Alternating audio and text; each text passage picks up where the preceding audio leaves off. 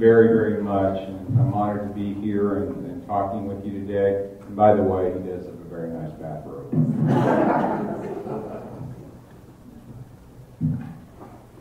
So,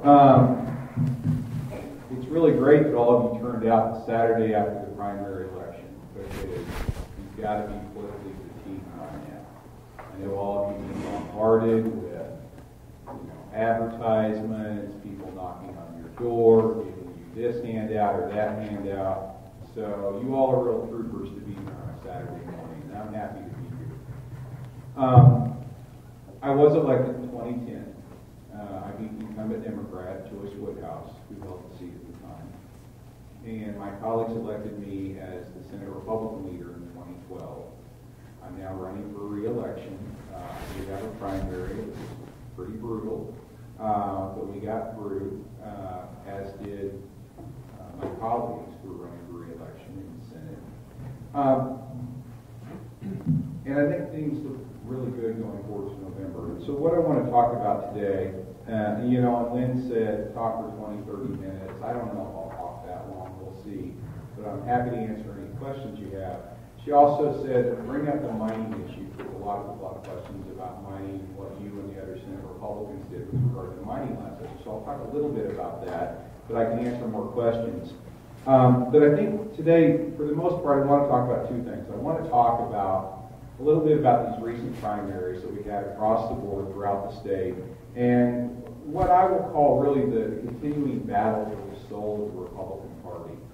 And then second, I want to talk about the upcoming general election, the different things that are going to be on the ballot, why it's so important that we vote for certain things and not other things, and why I think it's just going to be a great Republican year, the best Republican year in Southern Nevada since really 2004. And in the process, everyone here may not agree with everything I have to say, but I think it's important to be honest and give you my perspective. In the process, I want to make the case for a more pragmatic, common sense approach to politics. Because I think we're missing that in this country, especially in Washington. And I think we need to have more of that here in Nevada. So let me begin by talking about the primaries. There was a big lieutenant governor primary between my friend Mark Hutchison and Sue Loudon. I had a primary. There were primaries in the other competitive Senate races, which was Senate District 8 in Summerlin, and District 9 in the southwest part of the valley. My good friend Lynn Stewart had a primary opponent. And, we spent a lot of money. And it's not ideal because the Democrats don't have these primaries. Harry Reid tells them who's going to run and who's not. And I suppose it's better that we actually have democracy on our side of the political spectrum. Anyone can run, and they should.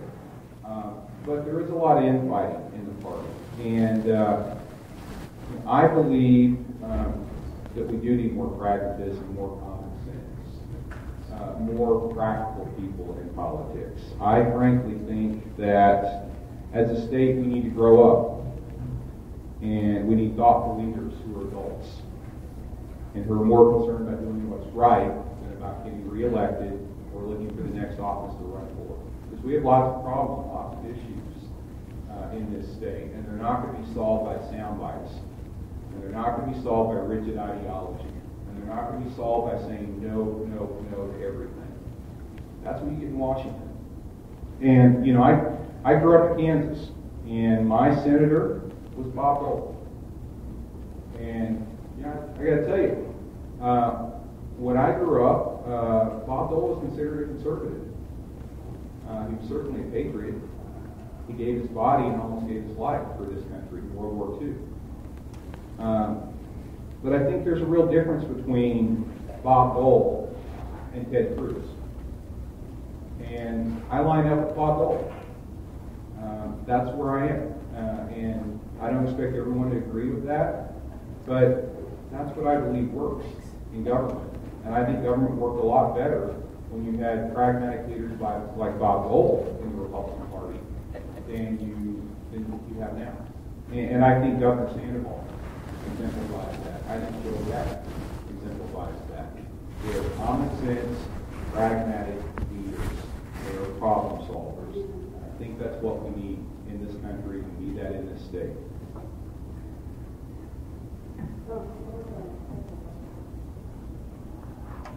You know, in our everyday lives, you know, in your job, in your church, in your social club, in your family, you know, what kind of approach works?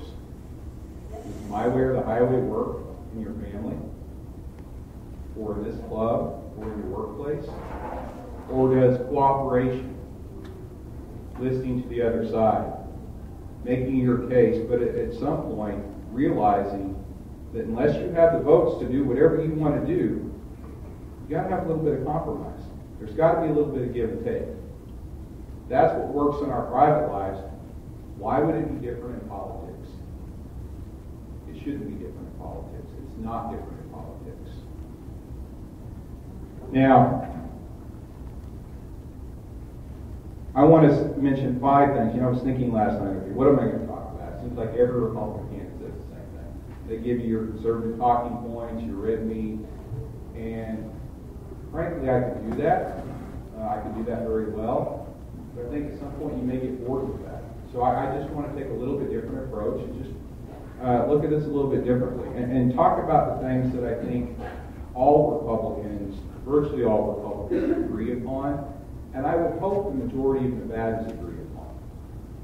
I think we all believe, not all Nevadans, but certainly all Republicans, believe in limited and effective and efficient government.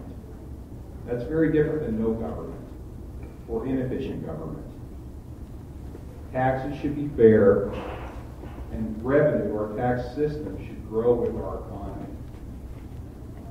And I'll get back to that. I think we all believe in safe communities. We believe in law enforcement. We need police officers. We need more police officers. We believe in the rule of law. We believe in the Second Amendment. Part of having safe communities, though, is having safe roads, good roads. That costs money.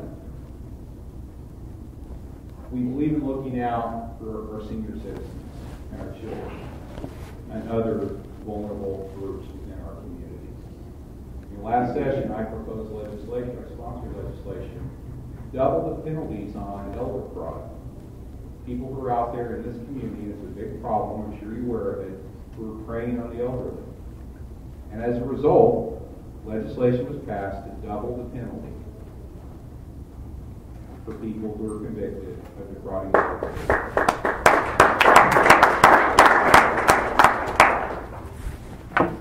We believe in a diverse economy that encourages job creation and the expansion of businesses. You know, Governor Sandholm has been leading the effort on this for 4 years. 4 years ago, when he was running for office, when I was running for office, we were in the depths of the worst recession we've seen in a very long time. Unemployment got up to approximately 15% here in Clark County. It's down to half that now. And over 60,000 jobs have been created. That didn't happen by magic.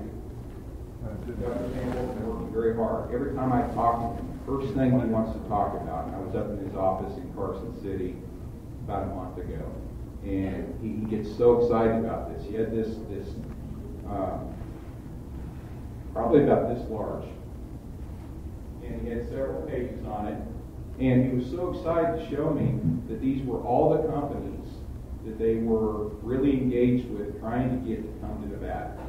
And many of them were, you know, really hot prospects.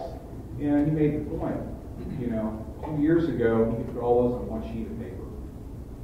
And so he is making great progress in bringing jobs to Nevada, bringing diverse industries to Nevada. We are neck and neck with San Antonio, Texas right now to get Tesla, which will bring in thousands and thousands of jobs to Nevada. You know, we were one of 6 sites nationally to be approved as a UAV site. The only one of the 6 sites that included the entire state, and that's the unmanned aerial vehicle site, the drone industry.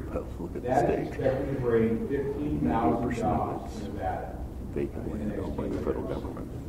And billions of dollars of revenue. In 2011, we restructure our economic development structure. I think that's right to say. But we did a total overhaul, and we created the GOED, Governor's Office of Economic Development. And it's led by the governor. I can tell you the governor and Steve Hill, which is he's the head of GOED, and many others in this community are working tirelessly to bring jobs to Nevada, and we're seeing the results. So I think that's something we can agree on. I think that's something that's important. I think we all believe in an educated community. How many people here have children or grandchildren in the school system? A few. Okay. We have to have good schools to give our kids the opportunity to succeed. We have to have manageable class sizes. We have to require that kids are able to read in the third grade. The state prison system here in Nevada projects the future need for prison beds based on the fourth grade literacy rate in Nevada. They understand there's a direct connection. If we don't teach these kids to read by the third or fourth grade, they are much more likely to end up in prison. And it costs us as taxpayers much more money in the long run, aside from all the other negative impacts of that.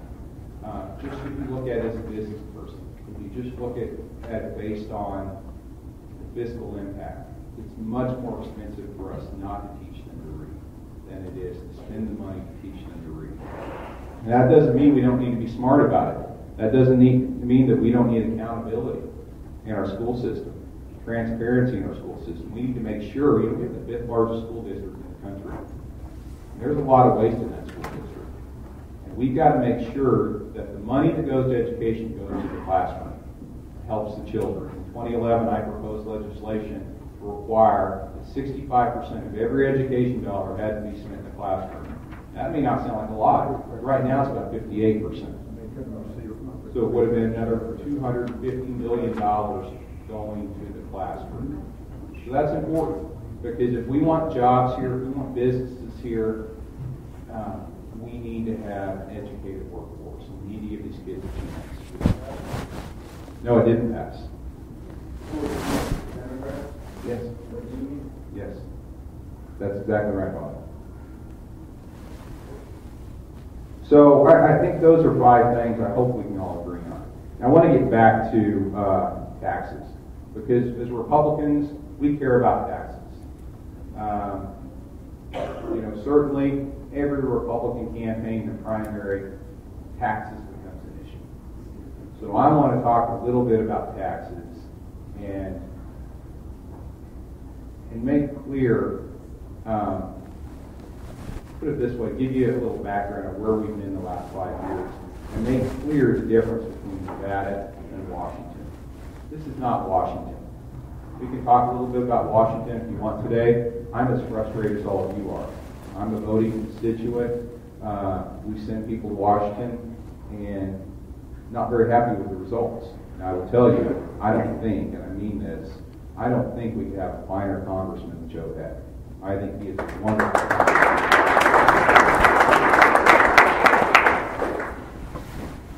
But taxes is important to Republicans. So what have we done on taxes in the last 5 years? In 2009, we were property values had gone down, sales tax revenue had gone down, gaming tax revenue had gone down. We were at the depths of a recession. And so before I was there, I didn't get elected until 2010. In 2009, the Democrats and Republicans alike passed a set of temporary sunset taxes. The backstory behind that is Bill Raggio, who was the Senate Republican at the time, required the condition that they be temporary because he wanted that as leverage to negotiate redistricting in 2010. They had the votes to make it permanent, but he wanted that leverage so that Republicans could have an advantage on redistricting in 2010. But in any event, that's the last time in this state taxes have been raised. Taxes have not been raised since 2009. In 2010, I campaigned on eliminating those sunset taxes. And in 2011, when I was elected, and so did the governor, by the way, we got into the session. The governor proposed a budget that did not include the sunset taxes. The sunset taxes would go away. And essentially what those sunset taxes are is it's a bump in the payroll tax, a bump in some sales taxes. That's primarily what the sunset taxes were. And so in 2011, we all agreed, every Republican agreed, we're not going to extend these sunsets. About 2 weeks before the session ended, the Supreme Court came down with a decision in the Clean Water Coalition case. And just a little background on that, because state government could not meet the needs of the state with the revenue that was coming in, they started sweeping local funds.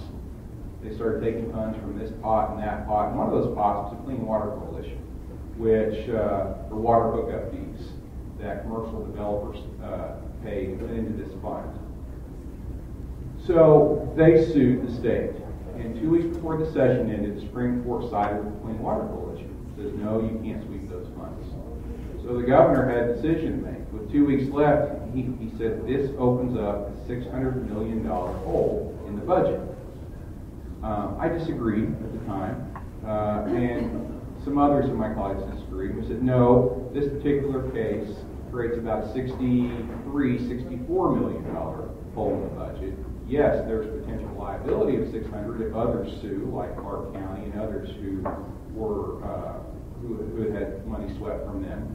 But we'll deal with that at the time. Let's do what we can to keep taxes as low as possible. And if we have to come back and deal with the eventuality of another lawsuit, we will do that. Why lost that? The majority of the legislature said, yes, we're going to go ahead and extend these taxes. So that's where I was in 2011. Taxes were extended. I voted against it, but they were extended. But no one's taxes went up. Okay? I think that's important to remember. Then in 2012, in March 2012, the governor and I had a meeting.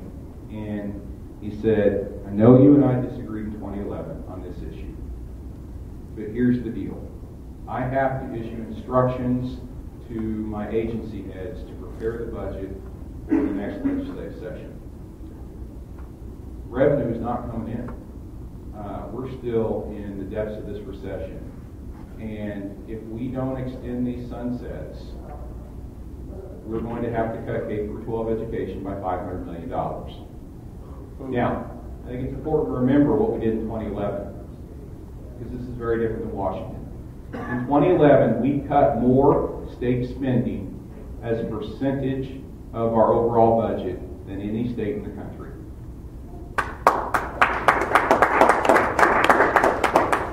We are still spending less today than we were pre-recession. But back to this binary choice.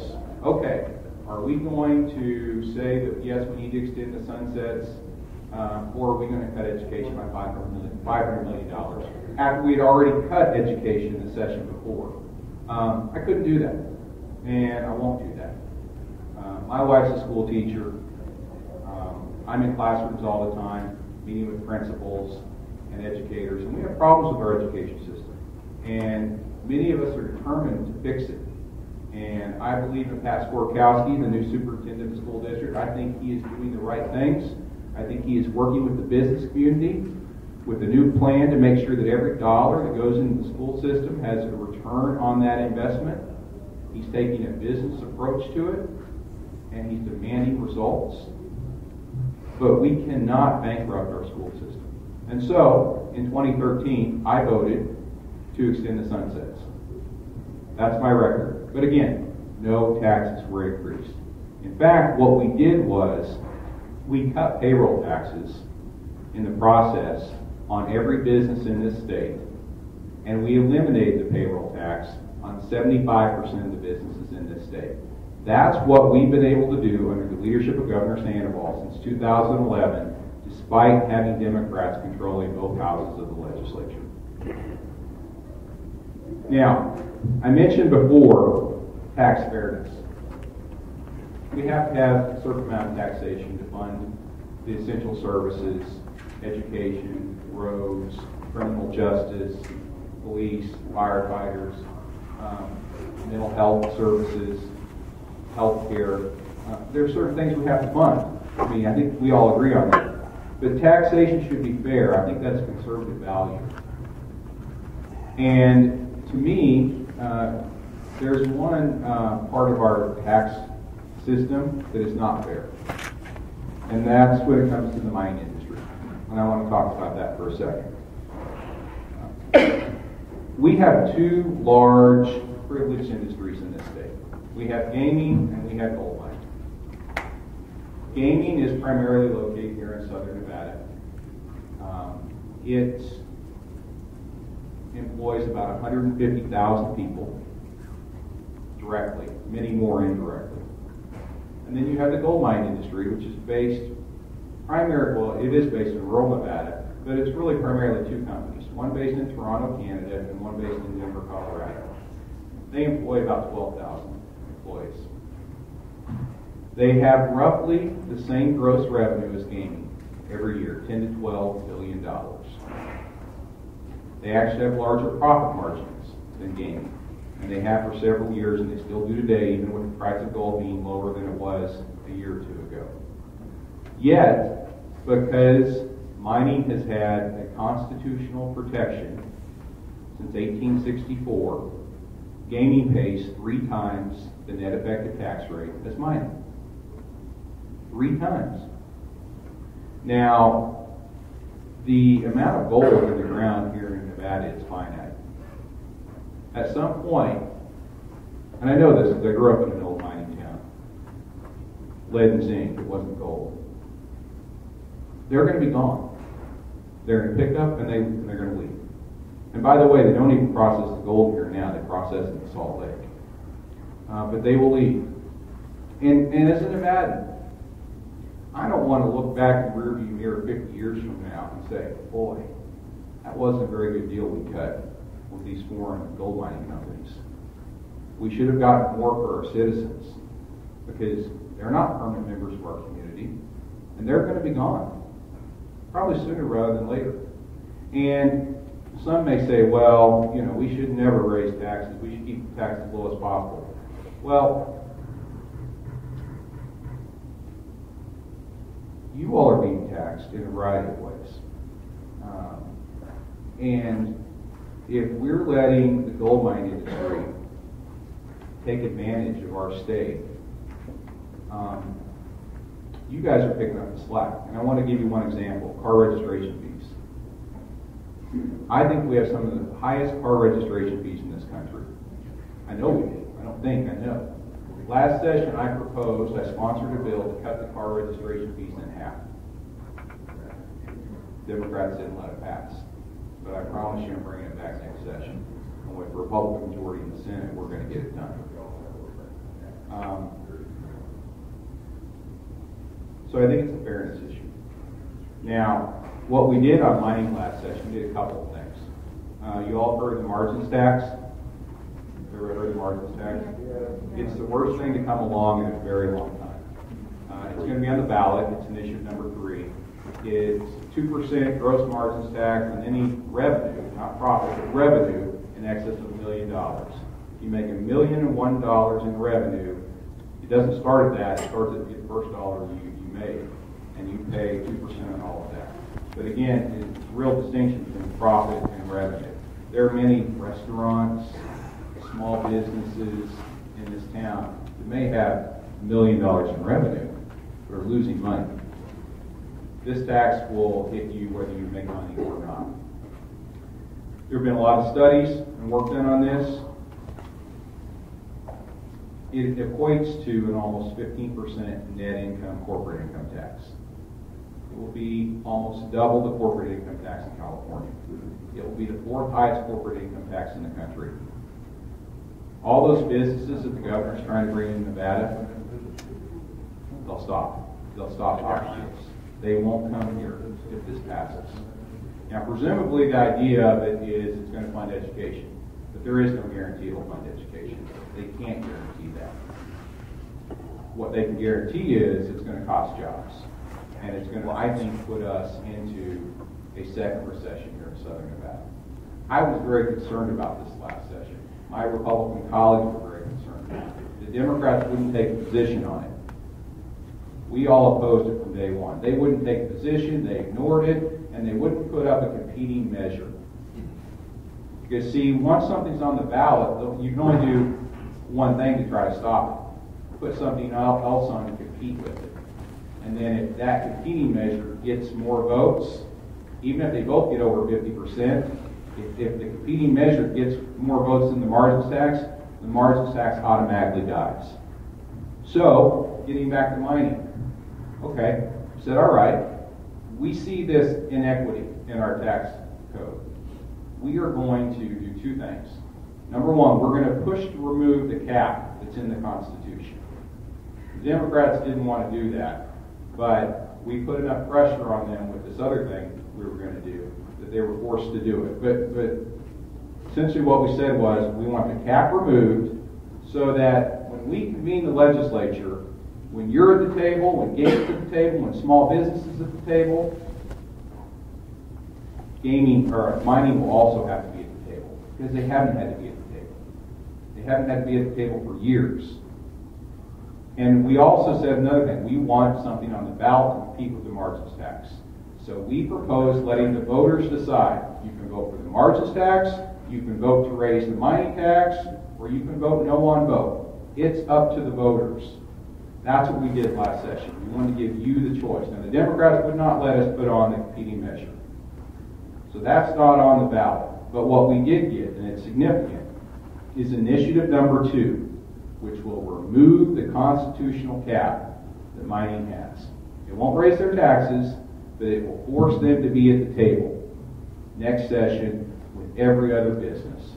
And we're trying to figure out how to fund the needs of the state. I think it's going to pass overwhelmingly. I hope you all vote for it. But I wanted to explain that a little bit to you because I know Lynn told me that she was getting lots of questions, and so she wanted me to try to explain my perspective on that. That's very different than initiative number 3, which is the margins tax. And by all means, we have to beat the margins tax. How am I doing on time? Am I talking longer than shorter?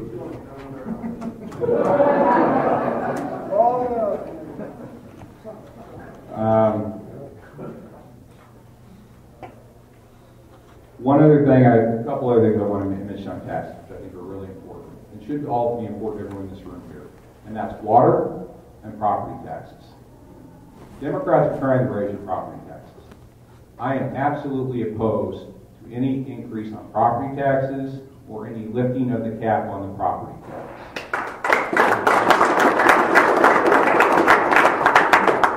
You see it here in Henderson. Local government officials are trying to do it. You see it at the legislature. They started talking about last session. We're going to make sure that doesn't happen. We're going to make sure that cap stays in place. That was put there for a reason. Again, if we need revenue, let's look at other areas. We're not going. Everyone has been beat up so bad by this housing market over the last several years. It is not fair to put another burden on you by raising your property taxes. So I just want you to know that. The other thing is water rates. In 2012, you may recall Pat Mulroy was head of the Southern Nevada Water Authority at the time. She pushed through a 300% water rate increase on many small businesses in this valley. And she did it with very little transparency.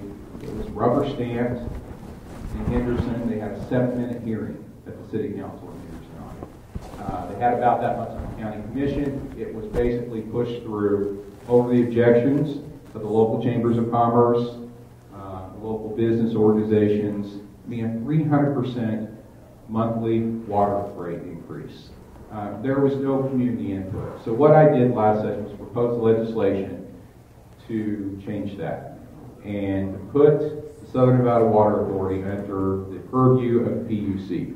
Just like the PUC regulates MB Energy and Southwest Gas, so that someone is looking out for the citizens when it comes to water rates. Because of the pressure of that legislation and the attention it got, Southern Nevada Water Authority last May agreed to change the way they approve water rate increases. And now there is a special board, it's called the ERPAC board. I forget what the acronym stands for, but essentially now you have community members coming together that essentially have to have input, much more input and approval to some extent before your water rates can go up. Now, I can't tell you that water rates aren't going to go up. We all know the problems we have with water here. And at some point it's going to be more expensive because it's more scarce. But what I can tell you is because of what we did last session, they're going to have to justify to you and the community before they raise water rates. I think that's important. So when we talk about taxes, I'll just finish up on this tax discussion. It's not about no taxes, it's about being fair in your taxation, about being prudent when you look at these issues, and making sure that the money we do raise is spent effectively and there's transparency and that money's not wasted. And I think, based on what we've done the last 4 years, I think we have shown much more prudence, much more judiciousness with your tax dollars than Washington has. And we have to continue to make sure that we are the anti-Washington, we're not Washington, and that we continue to have pragmatic leaders here in Nevada. Now, quickly, I want to get to talk about a lot of stuff that may or may not be fun. I think what we have to look forward to is going to be a lot of fun. I think we have the best opportunity we've had in 10 years to take the Senate, the Republican Senate. We have the most popular guy in the state, Governor Sandoval. He won his primary with 90% of the vote, and the Democratic opponent, in theory, is none of the above. I know he's going to be running against Bob Goodman, who got second place to none of the above, but that tells you what a great pragmatic leader Brian Sandoval has been, and he's popular across the board. We have Mark Hutchison, a good friend of mine, who's going to be a great lieutenant governor. And we have 3 seats we have to win the state Senate. My seat, Senate District 8 and Senate District 9. I want to talk just a little bit about those 2 races.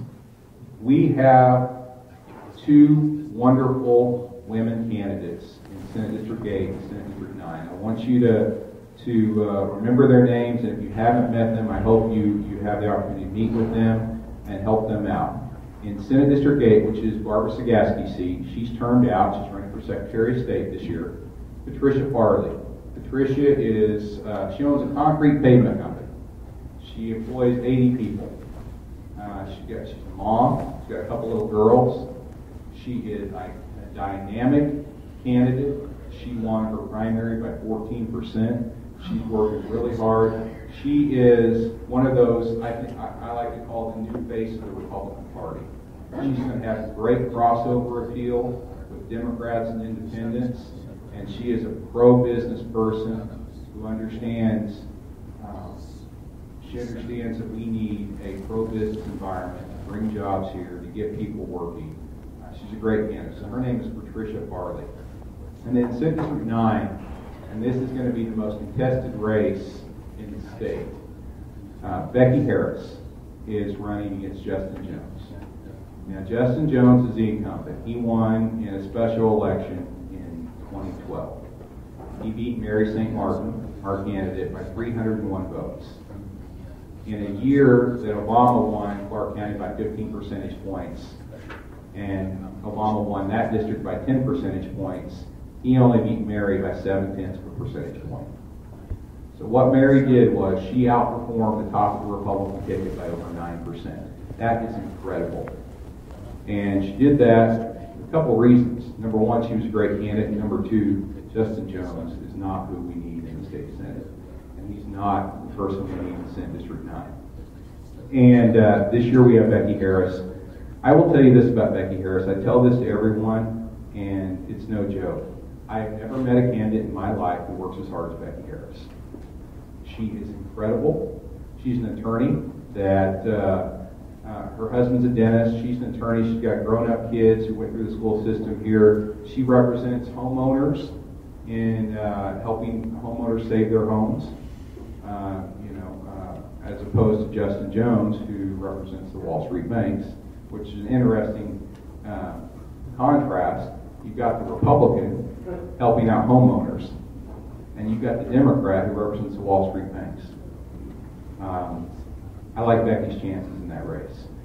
What's interesting about this is my district, Becky's district, and half of Trish's district are all within CD3, Joe Heck's district. And it's so important that we make sure Joe Heck wins. I think he's looking great. I think Aaron Milbrae has run a pretty poor campaign. And as I said before, I don't think we could be better served by anyone than Joe Heck. But to the extent Joe Heck does well, I'm going to do well, Becky Harris is going to do well, Tricia Farley is going to do well. So at the top of the ticket in November, you're going to have Joe Heck, you're going to have Brian Sandoval, you're going to have Mark Hutchison. And what do the Democrats have? In 2010, they had the Harry Reid machine. They had Harry Reid on the ballot. He got his votes out. In 2012, you had Barack Obama, the Barack Obama machine. They got their votes out. How are they going to get their vote out this year? For Lucy Flores? For Aaron Milbrae? For Justin Jones? I don't think they are. And so that's why I believe this is the year that we're going to bring balance to Carson City, the Republican Senate, to advance Governor Sandoval's agenda. Joe Heck's going to be reelected. Mark Hutchison will be elected lieutenant governor. It'll be a great Republican year, and it will set the foundation for 2016. When, God willing, we will have a Republican on the ballot that will win the White House.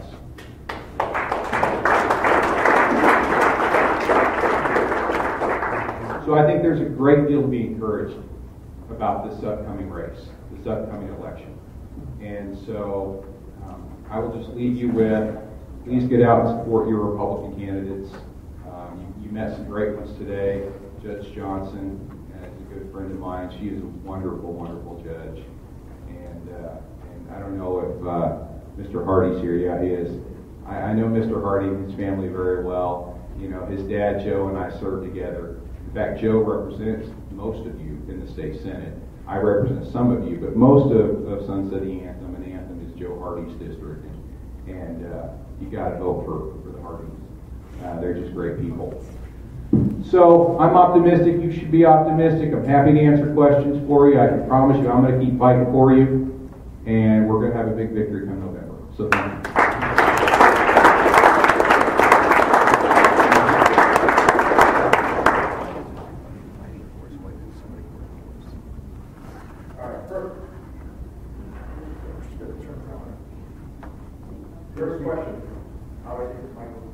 First question, isn't Justin Jones the one who's running against Becky Harris? Isn't he the one that's against the Second Amendment rights to bear arms?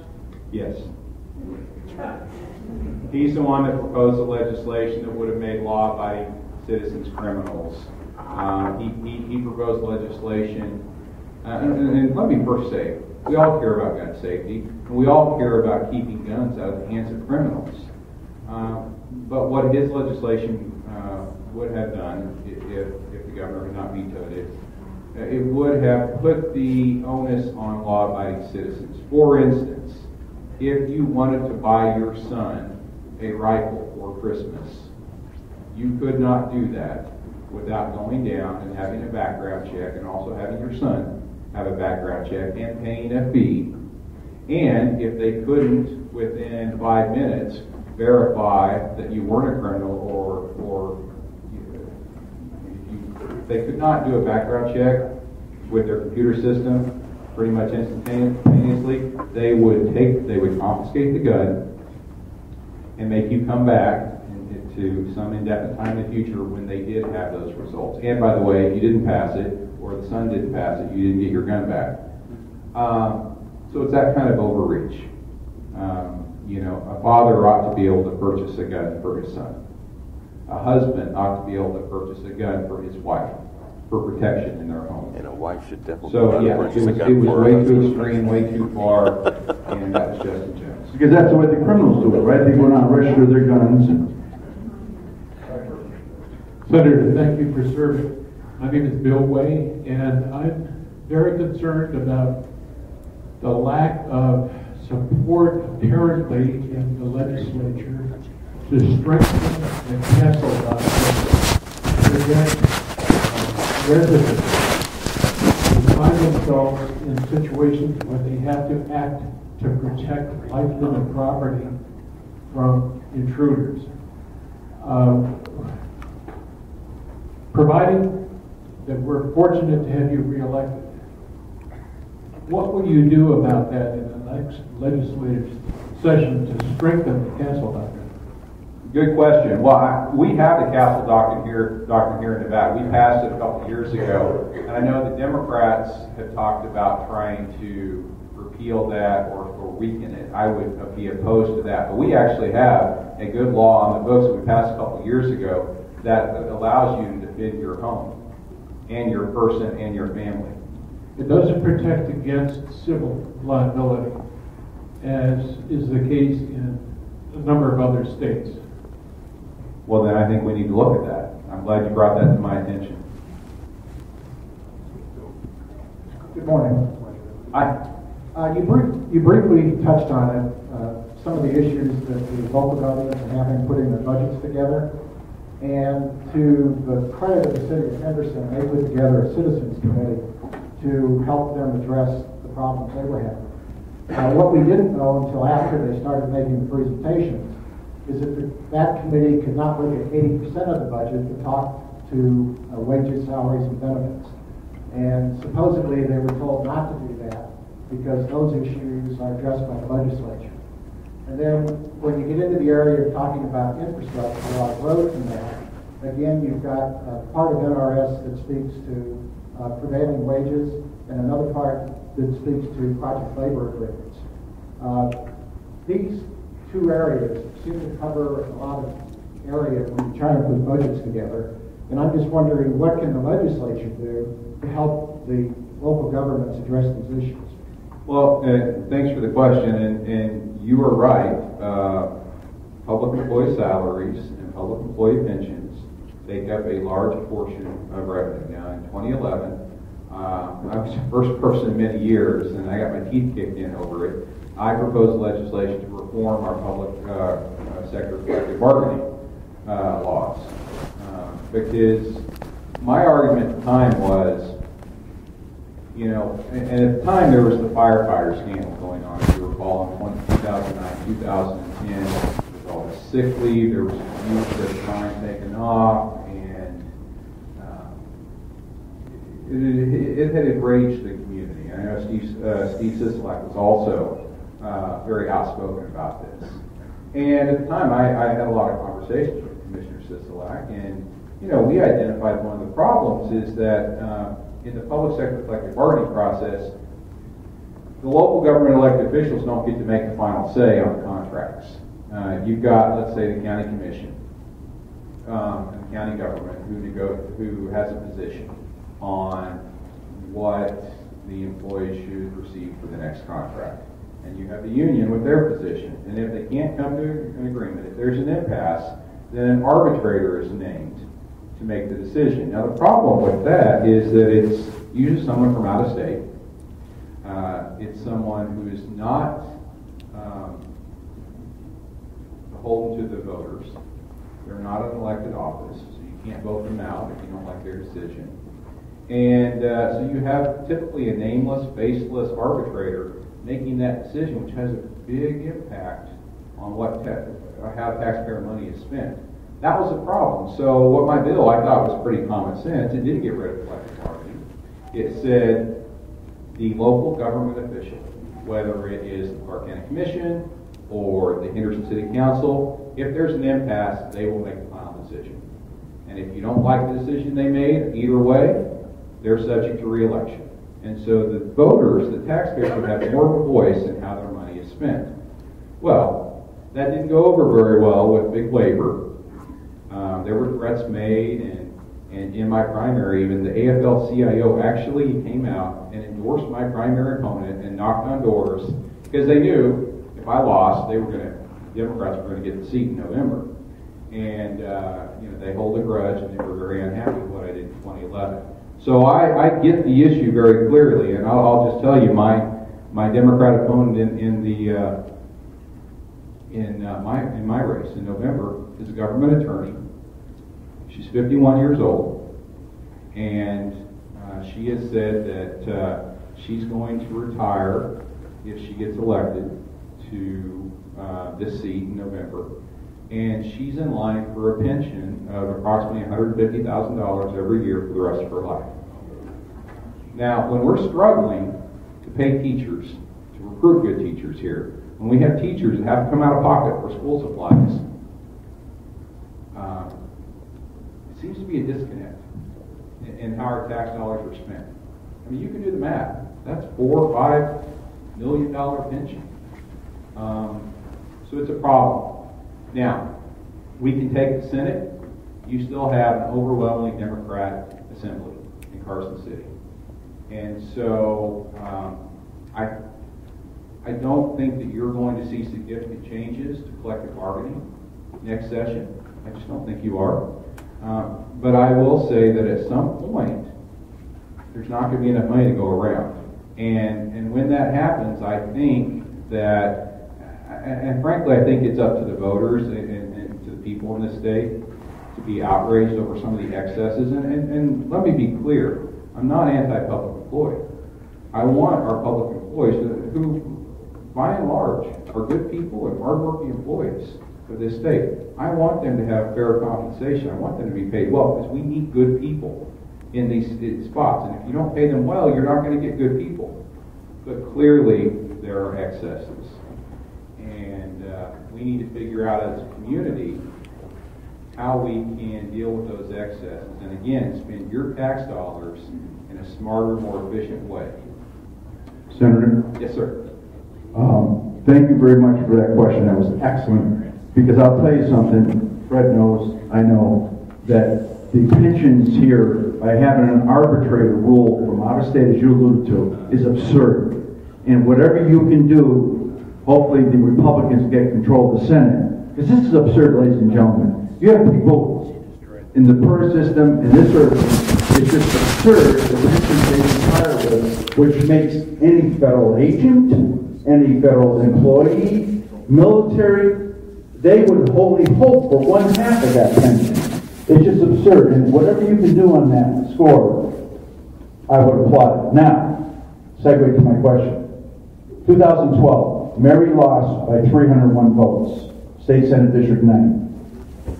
There were 3,800 Republicans that didn't vote. A, what are you doing as our leader of our Senate to get out the vote in 8 and 9 and 20, these areas, to get out the vote, and B, to register new voters? Thank you. Good question. We're working very hard. We have been working very hard for the last year. There are active voter registration efforts going on. And in fact, we have made progress, and that's the good news. Since last summer, last fall, and by the way, let me talk about this district for a second, why it's so tough.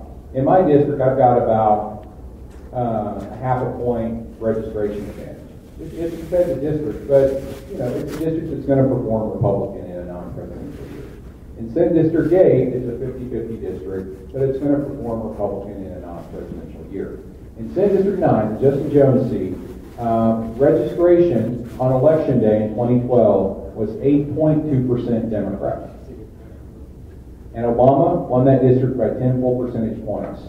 Yet we only lost the race by 301 votes.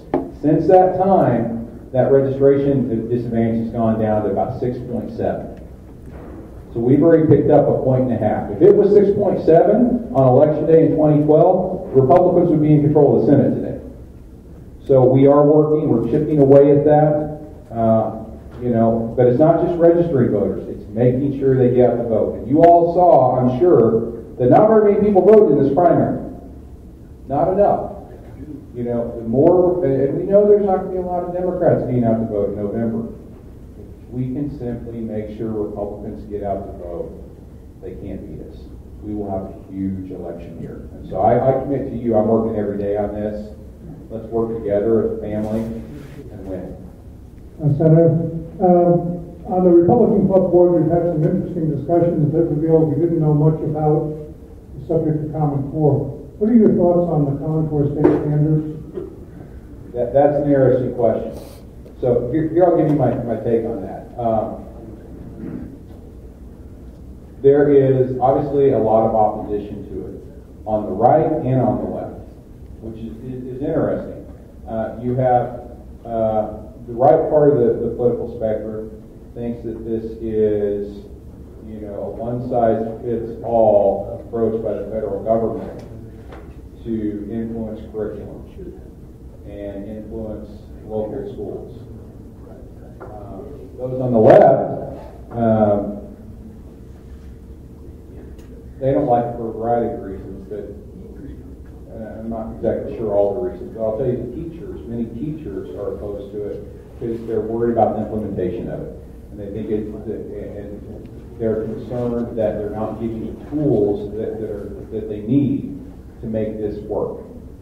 So you've got concern on both sides of the aisle. This is not a Republican versus Democrat issue, is what I'm saying. The issue of higher standards, I think everyone agrees with. We should have high standards. We want our kids to achieve. We are not just competing against Texas or Utah or Arizona. We are competing globally.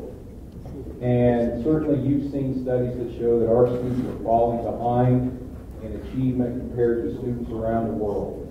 So we want a strong America. We need smart, educated people, and we need to have high standards for our students. I don't think anyone disagrees with that. The question is how you implement it.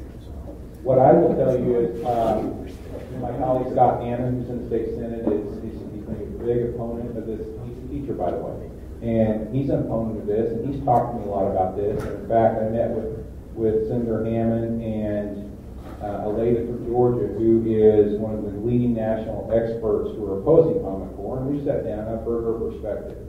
I've also talked to Pat Skorkowski, who is a supporter of Common Core and says that they are making sure they're doing the things they need to do here in Clark County to implement it properly so that it makes sense and that it works for the teachers, for the kids. I will also say this.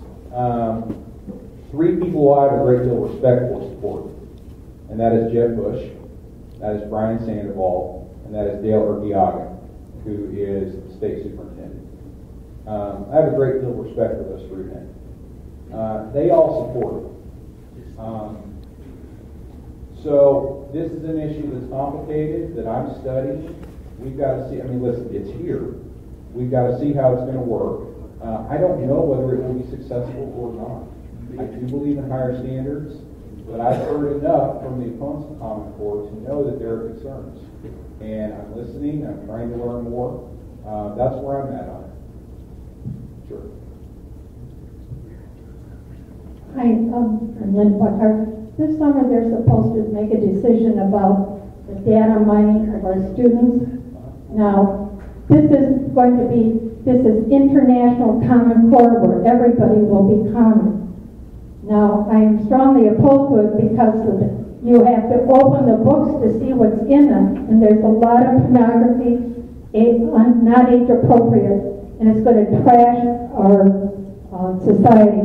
We need to stop this data mining, and what can you do to get rid of it? I'm glad you asked that, because a couple things that I want to talk about. Because I hear all these things, and again, you're not going to hear me stand up and defend Common Core.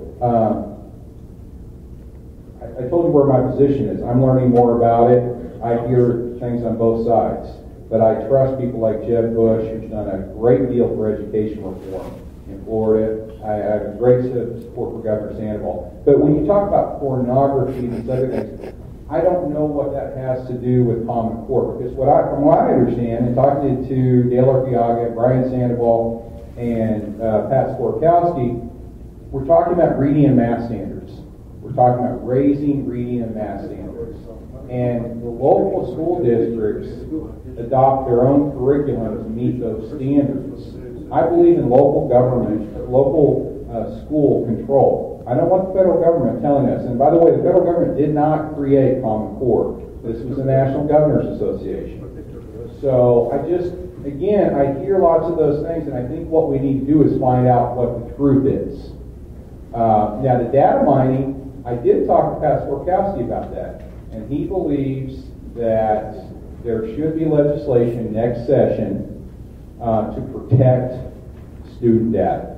I think we can do that next session at a minimum to make sure that others can't get access to our students' data. But again, it's trying to figure out what's accurate and what's not. I hear all kinds of things that don't sound good to me about Common Core. But then when I talk to people who advocate for it, they say this is reading and math. This is local controlled curriculum, but we're raising the standards. I do not pretend to have the answer today, but I can promise you I'm working with others like Scott Hammond, who is opposed, and most of his concerns are as a teacher, the way they're trying to now teach kids. It's really confusing. It's confusing to the parents. It's confusing to the teachers. And so, again, this is, I think, for all of us, a learning process to see how this works. And if many of the things that you're mentioning are true, then we need to do what we can to change Common Core or eliminate it. But I don't think we're there yet because we're still all trying to learn what this is all about. This did not get approved through the legislature. We did not vote on Common Core. Okay, but any records, anything can be hacked by any country in the world because we don't have any Congress isn't blocking. I'm sorry? I didn't hear that. Okay, any kind of data can be hacked by any country in the world because Congress has done nothing to protect the United States. Whereas in China and Russia, they have certain things in place that we don't. Well, I would agree. Any kind of data could be hacked. And that can happen now with or without Common Core. Also, just very quickly, Senator, she said that our retired school teacher, Henderson resident, state assemblyman Lynn Stewart, he's against this also. Well, again, it's something we need to learn more about. That's what I'm trying to do, learn more about it. This is not come before the legislature. And so every time I hear something about this from you, okay, it's more things that I need to investigate so I can make an informed decision. But I assure you, come next session, we're all going to know more about this, and we're going to be able to deal with this legislatively. Before I say thank you and let you return, I have a question. The last 2 months, we've had Mark Hutchison and we've had Sue Lowry. Mark spoke about his vision of getting lands back from the federal government. Sue almost didn't address that at all, but spoke about tourism and what she would do to make that the primary focus of the lieutenant governor. The interesting thing is Mark didn't say anything about that. Both of them are intriguing to me. As Senate Majority Leader, how do you direct Mark Hutchison and the state to move it both ways?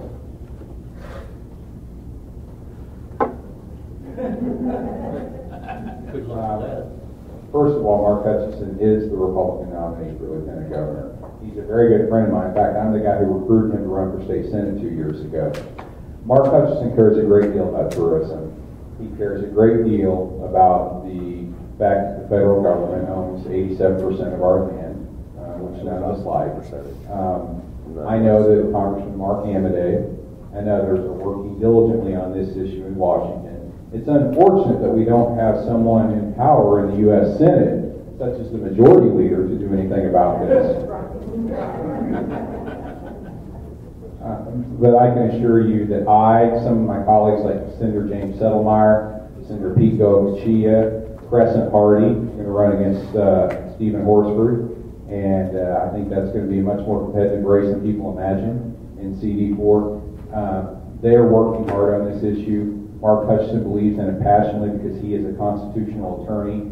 He's fought these sorts of issues in his day job as an attorney. So, number one, he's going to fight on those issues. I and others in the legislature are going to continue to fight to try to get more of our land back under state control. But tourism, absolutely. I mean, the governor and the lieutenant governor, of course they're going to focus on tourism. Mark is a very bright, capable person, and I think he's the best person for that job. Thank you very much. Thank you.